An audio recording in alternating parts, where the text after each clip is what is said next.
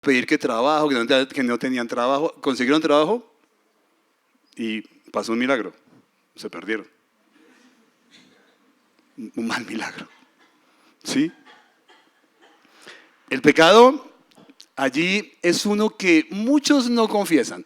A nosotros nos gusta concentrarnos en pecados que consideramos grandes, que tienen que ver con temas que fue que lo asesinó, que fue que lo robó, ¿verdad? Temas sexuales, ¿verdad? Eso como que uno se obsesiona mucho con ese tipo. Pero hay un pecado tremendo que se llama la codicia. Y lo que realmente a veces muchos niegan y hasta justifican porque dicen, no, lo que pasa es que yo estoy sembrando para un futuro. Pero mentiras, ahí detrás de eso hay un pecado llamado codicia y avaricia, que es el deseo de conseguir más y más. Y tienes ya esto, pero no es suficiente. Quieres más y te compraste el carro de última generación, pero al ratico, a los 2 días ves que pasa uno mejor que el tuyo y dices, uy, no, yo por qué no me compré ese. ¿Por qué? Porque nunca se sacia el corazón de pedir. Nunca se sacia. Y así la avaricia no solamente es la consecución de más, sino el retener más. Y eso crea en nosotros es un corazón lleno de egoísmo, sin nada de amor. Y eso nos lo explicaba Cristian hace 8 días. Yo debo entender que a través de toda esta enseñanza y a través de lo que la palabra de Dios nos está diciendo, yo debo entender que el dinero es un medio, no es el fin. ¿Me hago entender? No es un medio. El dinero es un fin. Cuando es un medio, bendice, pero cuando es un fin, te destruye. Te aleja del propósito de Dios. Le estoy hablando a creyentes. Te aleja del propósito de Dios. Pero sin embargo, si tú estás acá y no eres creyente, también te aleja del propósito que Dios tiene en tu vida, que es hacerte hijo de Él. ¿Sí? El amor al dinero.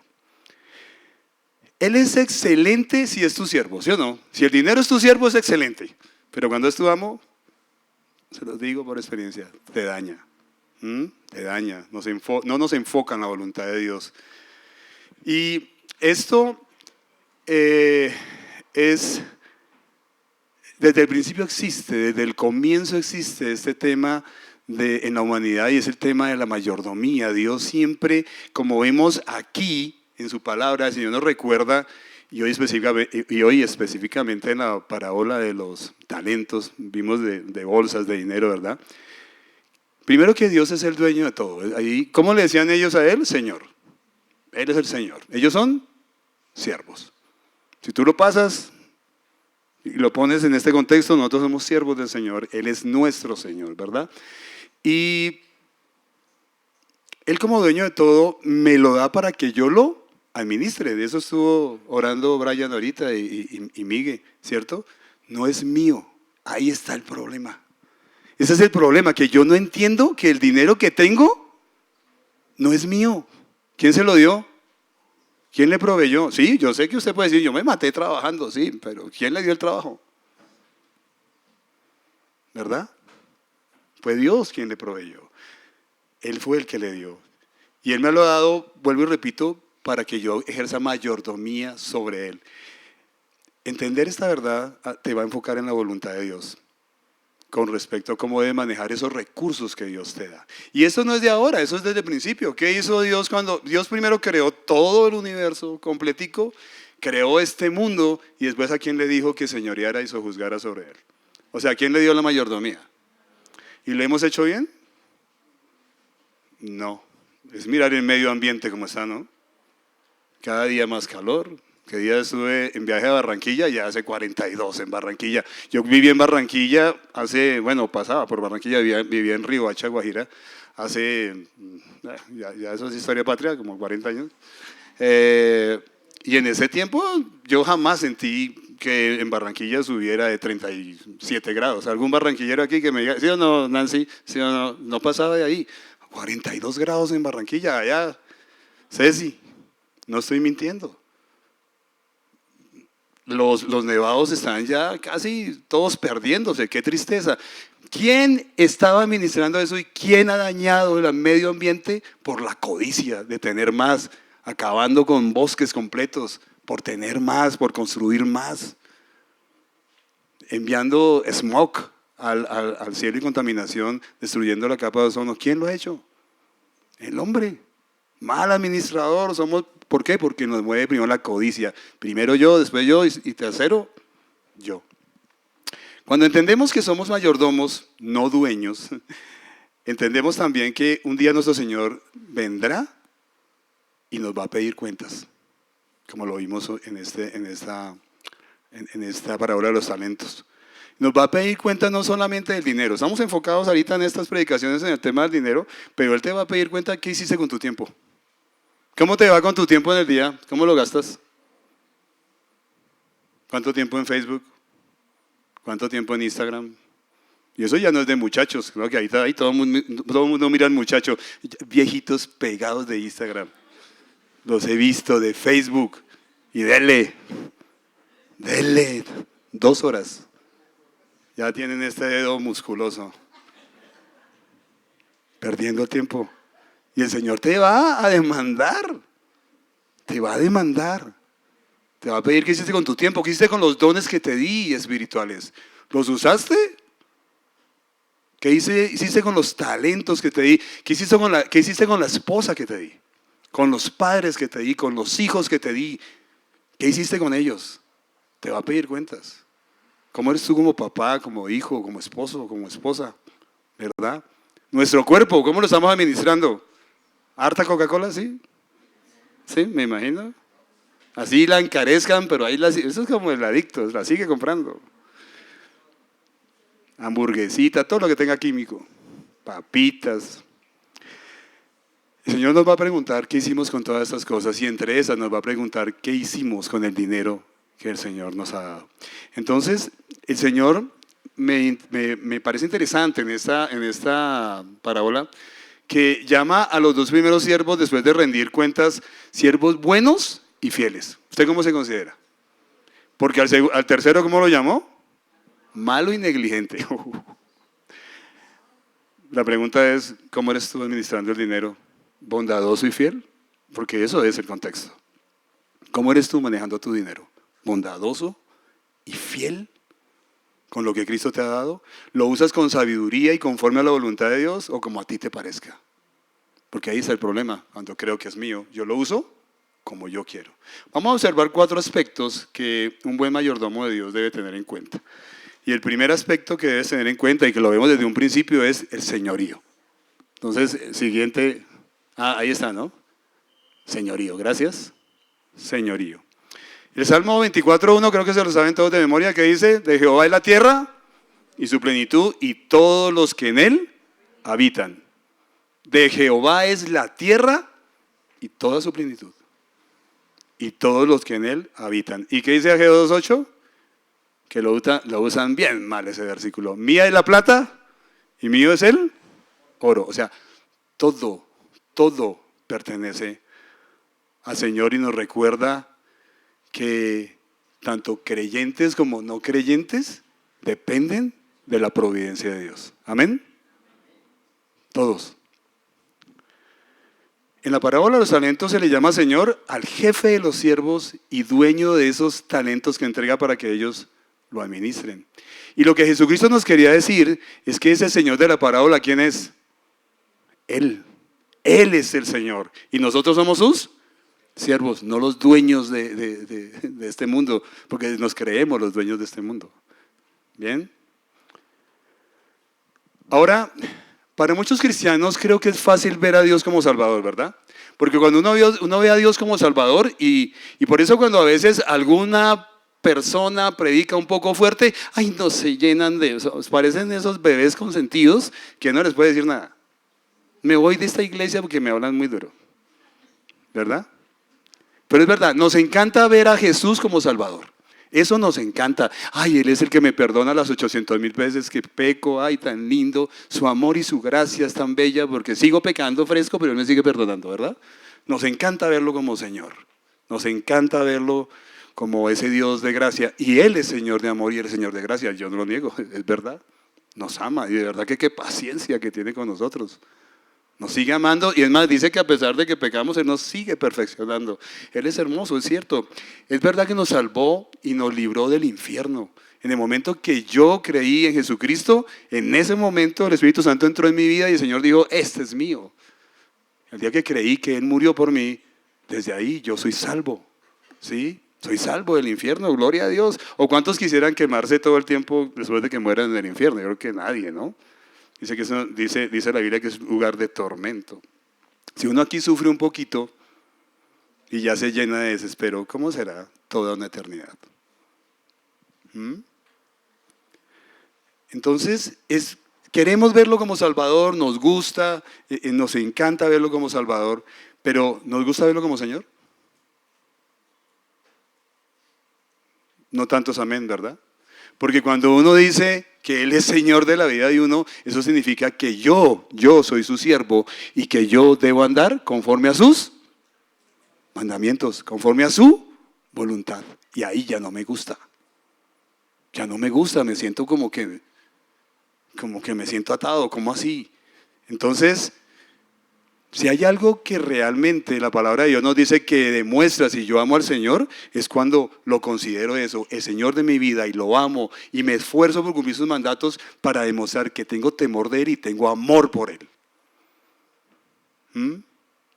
Y el dinero es parte de lo que estoy diciendo, pues son muchos los cristianos que gastan el dinero de una forma de verdad que yo llamaría irresponsable, totalmente en contravía de lo que el Señor dice en su palabra. Yo creo que usted vaya pensando mientras tanto en sus finanzas. ¿Usted cómo gasta su dinero? ¿En qué lo está gastando?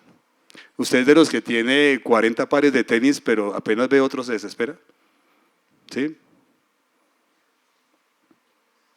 ¿Usted es de los que tiene allá ese closet lleno de toda clase de blue jeans, de ropa de toda clase, pero apenas ve algo se desespera por comprarlo?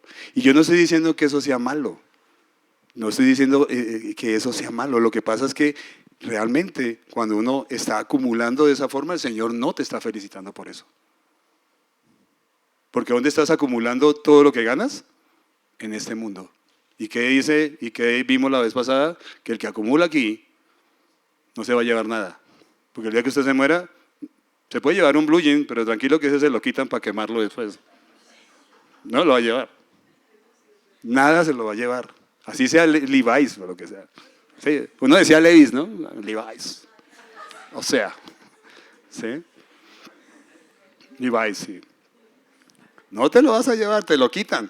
Y quién sabe, después ves el Levi's ahí con uno de los señores del cementerio puesto. Sí, esa es la realidad, no se lo va a llevar. Esa es una realidad.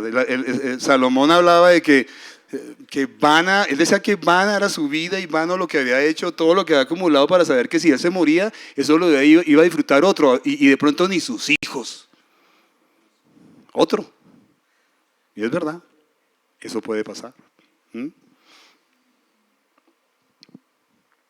¿No han entendido o les cuesta entender que si dicen ser hijos del rey y son sus siervos, nada de lo que tienen les pertenece? Solo somos administradores de lo que el Señor nos da. Somos administradores de esa familia, de ese trabajo, de ese tiempo, de todo lo que el Señor nos da. Somos administradores y también de ese dinero. A mí me parece, y ha sido para mí una bendición entender que yo no soy el dueño. Eso lo entendí hace varios años. Entender que solamente soy mayordomo, administrador.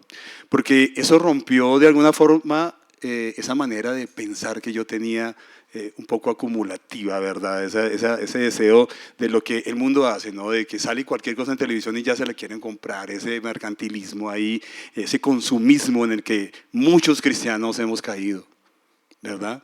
Comprando cosas innecesarias, pero como están de moda hay que comprarlas, ¿sí? Tengo aquí el Android que me costó 600,000 pesos, pero para mí eso no es una tristeza yo tener esto en vez de tener un iPhone 15. Qué tristeza. Y lloran. Yo he visto, ¿verdad? He visto gente cristiana llorando porque no tiene supuestamente lo que el otro tiene. Eso se llama envidia. Sí, ¿verdad? Digan amén.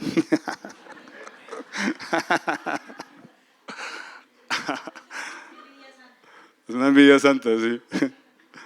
Es súper chévere entender que yo no soy el dueño. Lastimosamente el orgullo y la vanagloria a mí me engañan y nos hace pensar que somos los amos de lo que tenemos. Y todo el que se cree dueño de su casa, de su carro, de sus dones, de su familia, de su ministerio, de su dinero, nunca generará el 100% de lo que Dios quiere realmente que tú hagas con ese dinero para bendición, no solamente de Él, sino de las personas que nos rodean. Eso es una realidad. Y por eso te pregunto, cada vez que inviertes tu dinero, primera pregunta, ¿tienes en cuenta qué piensa Jesús? Yo no los he visto orando antes de comprar los tenis, ¿o sí? De pronto algunos sí lo hacen. Pero realmente cuando invertimos algo, oramos antes y decimos, Señor, realmente esto es tuyo, ¿tú quieres que yo invierta en esto? Y esto me lleva a un segundo punto, y es que la palabra es administración. El primero es señorío. ¿Reconoces que Él es Señor? Si Él es Señor, tú eres un siervo y eres solamente el mayordomo de lo que Él te da. Segundo, administración. La anterior, gracias. Listo, gracias. La anterior.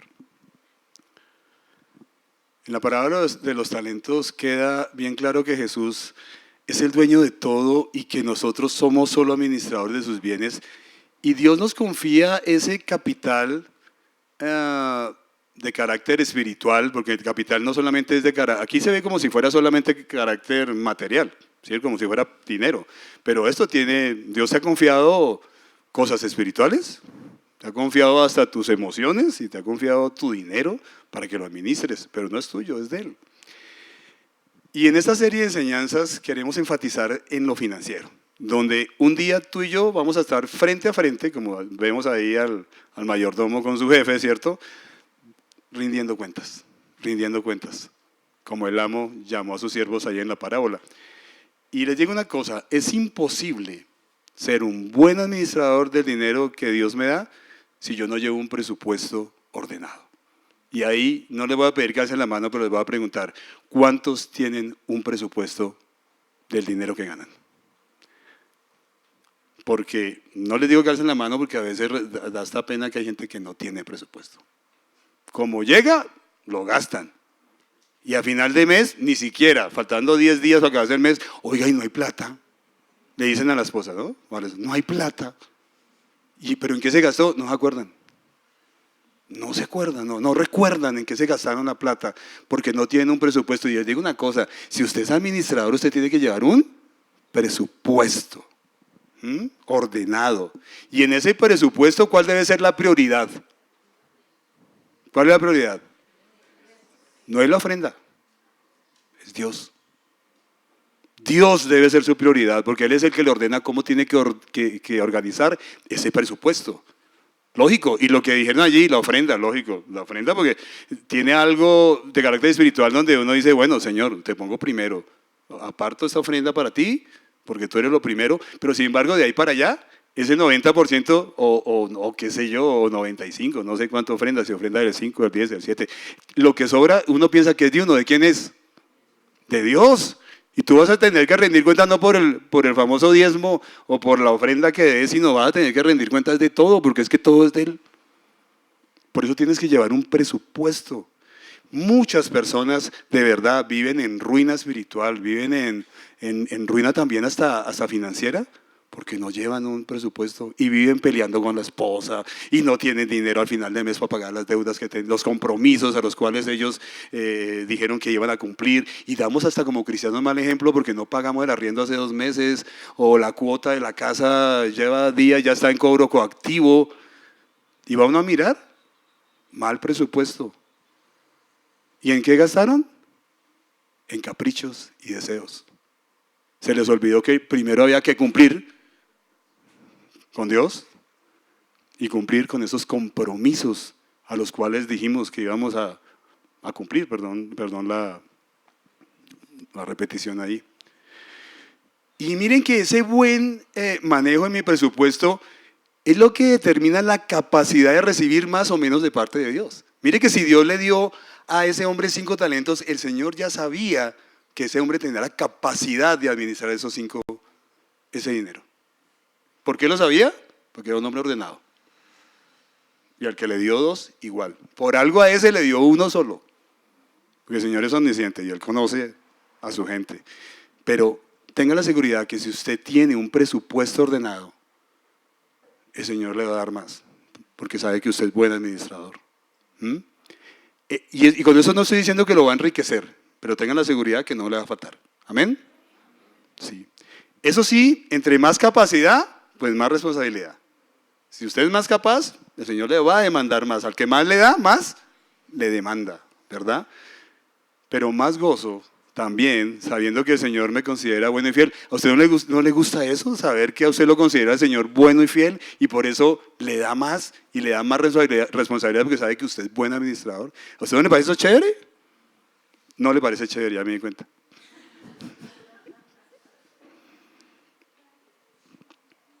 Algo interesante en esta parábola de los talentos es que los dos primeros siervos administraron e invirtieron de forma sabia el dinero de su Señor, no para ellos. ¿Por qué? Porque no era de ellos. Eso sí que nos pega, ¿no? Yo sé que ustedes van a irse después de esta predicación diciendo, ¿cómo así? O sea, que ese carro no es mío. Pues, no es suyo, es del Señor. Esa casa no es mía, la cama donde duermo, usted la disfruta. Claro, y disfruta del alimento que come, porque el Señor te da y te permite que disfrutes de las bendiciones también que Él te da. Pero, no son tuyas. Son del Señor. Hay una historia de un hombre, un pastor de Dallas, Tony Evans, que dice que cuando él empezó en su vida cristiana, ya casado, ya con 2 hijos, empezó a estudiar. No está Cris acá, ¿verdad? Pero él nos cuenta lo duro que fue estudiar en el seminario y al mismo tiempo estar trabajando. Lo duro que fue. Y yo no sé si ustedes, no pensando en seminario, pensando en una universidad, han comprobado lo que es uno estudiar y trabajar al tiempo. Eso es duro. Entonces ellos consiguieron, como estaban allí en el seminario, mucha gente los empezó a llamar a cuidar sus casas cuando se iban de vacaciones. Entonces él llegaba a su casa y claro, él en su casa con un televisor de 32 pulgadas y llegaba allá donde esos ricachones, televisor de 70. Tremenda cama, una cocina preciosa, piscina. Y adivine qué, se acababa el mes y pues ya él sabía que tenía que irse y entregar y él empezó a ser muy buen administrador y la gente entonces dijo, wow, ese hombre cuida muy bien las cosas, se lo voy a recomendar a otro y empezó por mucho tiempo a vivir de eso. Pero él era consciente que él estaba disfrutando de ese televisor de 70 pulgadas y de esa piscina, pero no eran de él. Pero las podía disfrutar, ¿por qué? Porque administraba bien. ¿Me están entendiendo un poquito? ¿A qué me refiero con esto? La mayor bendición de que seas hallado un buen y fiel administrador de los bienes que Dios te da es que al final de los tiempos, y eso ya es lo que en su contexto la parábola está diciendo, tú vas a entrar al gozo del Señor eternamente. Amén. Vamos a un tercer punto, inversión. Hemos hablado de señorío, muy importante entender que Él es Señor, yo soy siervo. Segundo, entender que soy un administrador de lo que Dios me da. Y tercero, hay algo importante aquí, es la inversión. En la palabra de los talentos se dice claramente, ahí sobre todo en la Nueva Traducción Viviente, que esos 2 primeros siervos invirtieron. ¿Quiénes son economistas acá? Alcen su mano sin miedo. Luis, no niegue su profesión, por favor. Para los que son economistas, yo no sé, o sea que al final pueden cogerme ustedes 2 y decir, no, Carlitos, sepa qué dijo eso.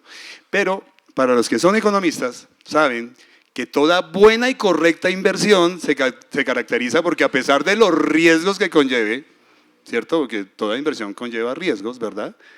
Pero si es correcta, genera un buen rendimiento. ¿Estamos bien? ¿Sí? Una buena ganancia. Los 2 primeros, ¿cómo les fue? Súper bien. Duplicaron lo que el Señor les dio. Que el plazo de tiempo en que se realice determinada inversión también tiene que ver y muestra si es bueno o no. Sí, también. Aquí, según el contexto de todo el capítulo 25, eso es toda tu vida. El Señor te ha regalado talentos. Esa bolsa que está incluida ahí, como les dije yo, tiene de todo. Tiene todo lo que Dios te da. Y vas a rendir cuentas de todo eso durante toda tu vida. Porque un día tú te vas a encontrar con Él frente a frente para rendir cuentas. ¿Sí? A uno les dirá, buen siervo fiel. Pero a otro le dirá, malo y negligente. Wow. ¿Mm? Al final de la liquidez que produjo esta inversión en la parábola fue excelente, teniendo en cuenta que un talento, en este caso, podría serlo generado por un trabajador 20 años. En el contexto de lo que está hablando, imagínate, un talento es lo que tú ganas en 20 años de trabajo. Eso es plata, ¿no? O sea que el que recibió uno, recibió harta plata, ¿sí o no? Que era vago, era harto cuento. Sin embargo, todo lo que el Señor nos da, si somos hijos de Dios, incluyendo el dinero, hermanos, no es para generar rendimientos para enriquecerme. Ahí tengo que entender eso, porque es como este mundo piensa. Este mundo piensa en enriquecerse, en tener más, y muchos son los cristianos que caen en el mismo terreno, ¿sí? Sino que es para generar riqueza espiritual en el reino de los cielos para la gloria de Dios. ¿Mm? Entonces debo preguntarme, y les voy a preguntar otra vez, ¿en qué inviertes el dinero de Dios porque no es tuyo? Piensa un poco. ¿En deseos y caprichos personales? ¿En el reino de Dios? ¿En su obra? No sé, en las misiones o en mis necesidades básicas, que está correcto que lo haga. ¿Qué está motivando tu inversión? ¿La codicia? ¿La avaricia? ¿El egoísmo? ¿Agradar a Dios? ¿Andar en la voluntad de Dios? ¿Ser fiel a Dios? ¿Ser misericordioso con aquellos que están necesitando realmente una ayuda? Ahora, si invierto mal el dinero que el Señor me da, o soy perezoso y negligente como el siervo malo de la parábola, ¿van a aparecer consecuencias? ¿Ustedes qué dicen? Claro. Yo veo mucha gente, y en las iglesias, sobre todo de corte carismático, se habla mucho sobre finanzas y sobre el tema de la esclavitud financiera. Y es real. Hay gente que está en esclavitud financiera. ¿Pero la culpa de quién es? ¿De Satanás? Le echan la culpa al pobre diablo. ¿Sí? Pero la culpa es de ellos, que se metieron la tarjeta de crédito donde no tenían que meterla, porque es que había que comprar eso. No, y los regalos de Navidad, no toca porque cómo vamos a quedar mal. Y lo más caro. Eso no es que compran ahí en el Dollar City, no. Entonces van para lo más caro porque quieren quedar cachetudos del mejor regalo. Y dele a la tarjeta, al plástico. Y en marzo están llorando. Están llorando. Y ay, estoy en esclavitud financiera, el diablo me esclavizó. ¿Cuál? El diablo. El diablo es usted. Sí, usted se esclaviza solito. ¿Por qué? Porque está manejando su dinero como a usted se le antoja, pero se le olvida que no es suyo, que es del Señor y que debió preguntarle si tenía que gastarlo o no, si tenía que meter esa tarjeta o no. ¿Amén? Porque es cierto. ¿Sí? Te vas a llenar de deudas y como decía Cristian, ahí ya me echó a mí el pato, se llena de canas y se pone calvo, ¿sí? Eso es cierto. Eso es cierto, porque uno no sabe cuándo pago eso, ya se trasnocha pensando en el cobro coactivo. Pero al final lo que más me duele de eso es que puedes caer como creyente en ruina espiritual también, porque eso te desmotiva. Estar lleno de deudas te desmotiva, estar lleno de deudas hace que muchas veces muchas personas también se alejen de Dios y hasta le echan la culpa a Dios. Ese es el descaro más tremendo. Porque otro tiene y yo no, y lloran, pero no recuerdan que manejaron mal lo que Dios les dio. Ahora, el buen inversionista celestial ofrenda abundantemente en la obra del Señor y en las necesidades de otros. En la obra del Señor y las necesidades de otros. Y se gozan eso. Recuerde que bien decía el Señor, no hay más gozo en dar que en recibir. Y Él es el mejor ejemplo de eso. El Señor Jesucristo es el mejor ejemplo de dar con gozo. Y eso me da paso al siguiente y último punto, y es el cuarto. Y ustedes dirán, ¿pero qué tiene que ver este cuarto punto? Dar con generosidad. Ustedes recuerdan de pronto una prédica hace como mes y medio, donde hablamos de la bendición de ser generoso, de dar, ¿verdad? Y en 2 Corintios 8, versículos 1 al 3, veíamos cómo los macedonios, decía el apóstol Pablo que los macedonios, cuando se enteraron que la iglesia de Jerusalén tenía necesidad, que estaba empobrecida, que estaba pasando persecución y hambre, ellos les dolió, y los macedonios, a pesar de su pobreza, porque estaban muy pobres, que hasta el apóstol Pablo como que les quiso decir como, no, frescos, ustedes no, dieron, ¿cómo nos vas a quitar el privilegio de dar? Olvídate, queremos dar. Y querían dar más de lo que tenían. Dicen que dieron más allá de sus fuerzas. Tremendo. De verdad. Nadie, lo vimos hace 8 días, puede servir a dos señores. Nadie puede servir a Dios, y perdón la palabra porque aquí en Colombia significa otra cosa, pero ese es un Dios. ¿Cómo se llama el Dios de las riquezas? Mamón. Así se llama. ¿Sí? No es que sea canzón, sino, ¿sí? Así se llama. Es un Dios fenicio. Y ahí en el original, en hebreo, como el Señor lo escribió, el mismo Señor Jesucristo dijo: ustedes no pueden servir a dos señores, ustedes no pueden servir al tiempo a Dios y a Mamón, a las riquezas. Porque el que sirve a Dios invierte en lo celestial, pero el que sirve a este Dios Mamón invierte es en este mundo. Mientras que a uno lo está moviendo el amor, la bondad y la fidelidad, al otro lo mueve la codicia, la avaricia, el deseo de tener más. Y la única manera de romper ese pensamiento terrenal, ustedes creen, ¿cómo creen que es? Y es imitando a Cristo. ¿Sí?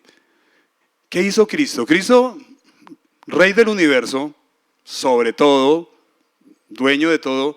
Sin embargo, ¿qué hizo? Por fidelidad a su Padre y por amor a nosotros. ¿Se hizo?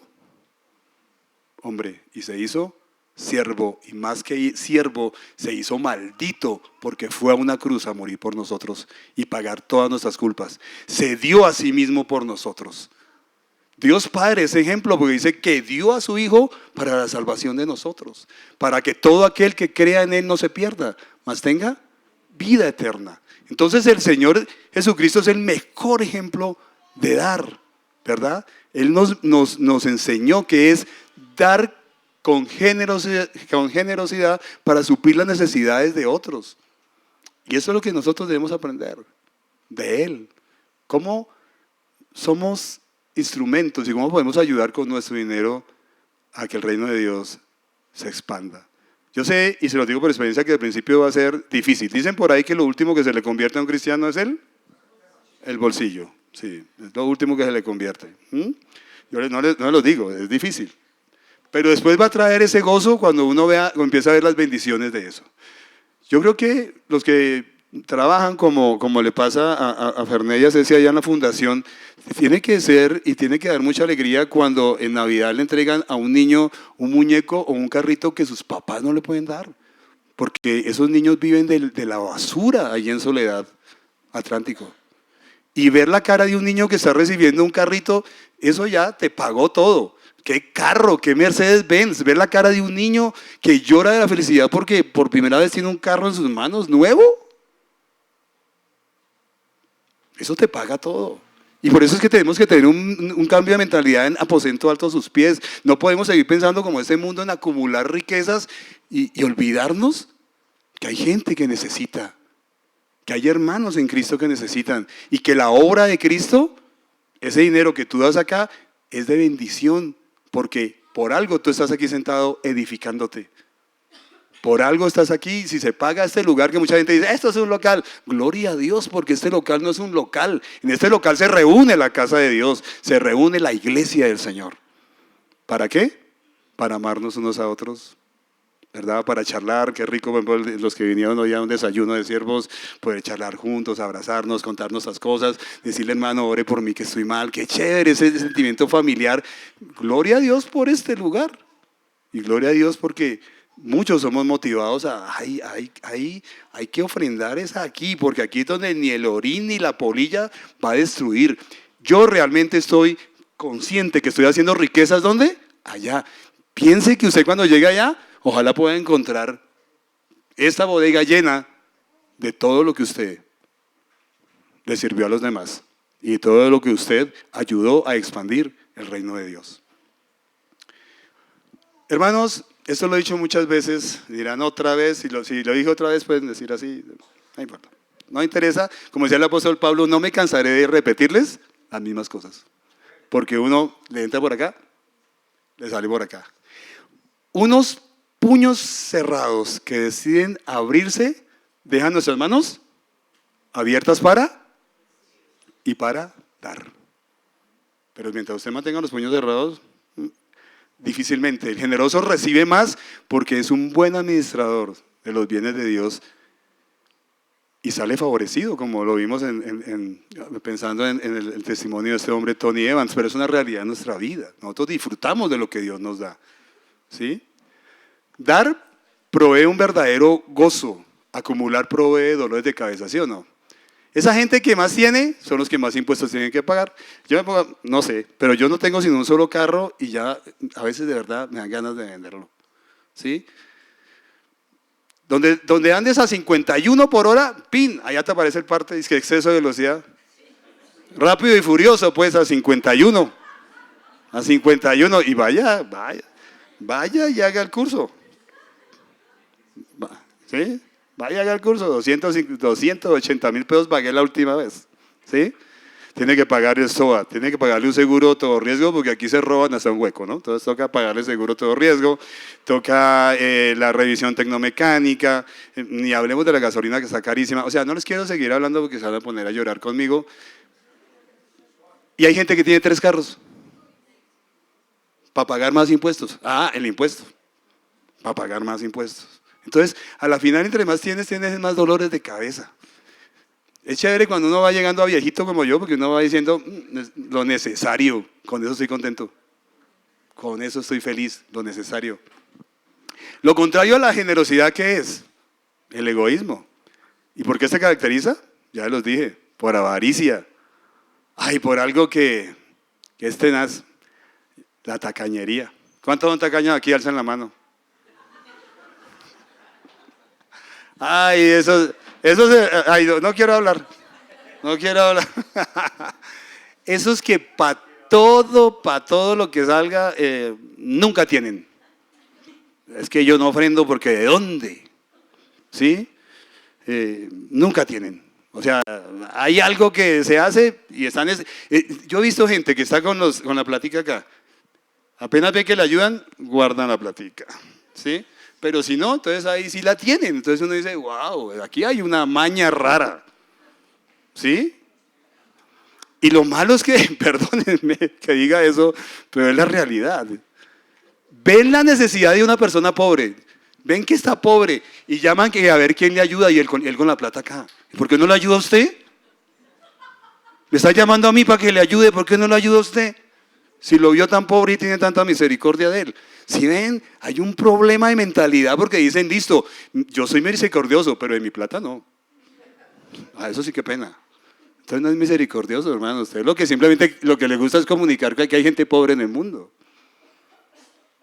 Perdón, y si fresco, o sea, es con amor. Pero es cierto, sucede.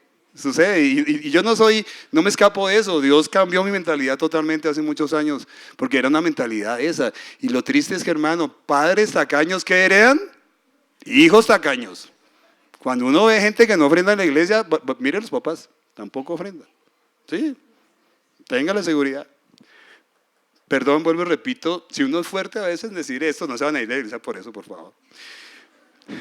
Pero esa era la actitud del siervo malo y negligente. ¿Qué hizo con lo que le dio el Señor? Lo guardó. ¿Y a quién bendijo? A nadie. ¿Lo invirtió? No. No lo invirtió. Entonces no estoy hablando de algo loco. Esa vaciada se las pega al Señor, no yo. Y me la pega a mí. Sí, porque yo no soy pues aquí pues el máximo, pues no, nada. Yo cuando hago este tipo de prédicas digo, Señor, ¿dónde estoy invirtiendo mi dinero? De verdad, yo estoy mal. Yo debo ser más sabio. Debo preguntar al Señor en dónde debo invertirlo. Yo quiero hacer tesoros en dónde? En el cielo.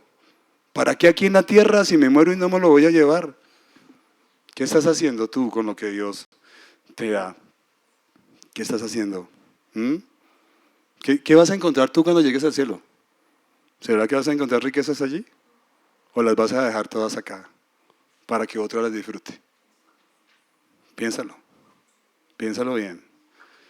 Yo pienso para mí que la mayor riqueza que un hombre tiene, y lo dice Hebreos en el capítulo 13, es el contentamiento con lo que uno tiene ahora.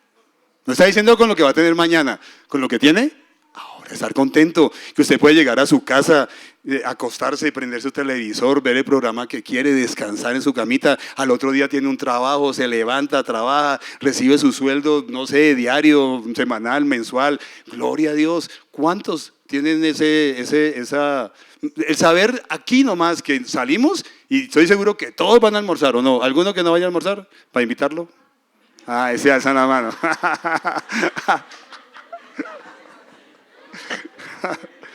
No me digo los sentimientos. Contentamiento, esa es la mayor riqueza, hermanos. Alguna vez el pastor Tommy Moya, alguien que seguía yo hace muchos años, decía que la verdadera prosperidad es tener lo necesario para vivir y lo necesario para ayudar a otros. Eso es prosperidad. Cuando yo tengo lo necesario para vivir y lo necesario para ayudar a otros. Gloria a Dios. Si ese es nuestro pensamiento y si estas predicaciones que van a ir de aquí hasta mitad de julio nos meten en ese pensamiento de que realmente yo quiero hacer tesoros allá, Señor, allá.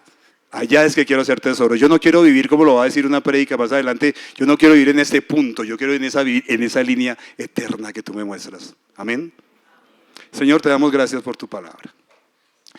Señor, te pedimos perdón. Te pedimos perdón, Señor, porque a veces se nos olvida que no somos más que mayordomos y que es un privilegio, Señor, administrar lo que tú nos das. Gracias por confiar en nosotros. Queremos tener esa capacidad para que tú nos des más, para poder bendecir más y seguir expandiendo el reino del Señor.